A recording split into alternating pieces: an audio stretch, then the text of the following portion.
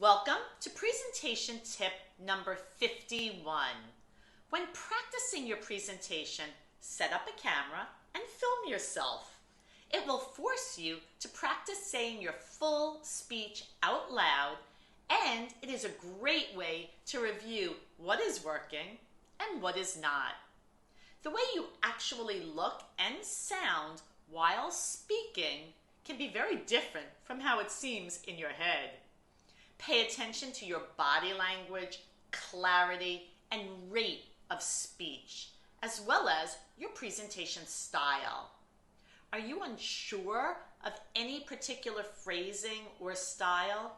Ask a trusted friend or colleague to watch with you and offer honest feedback.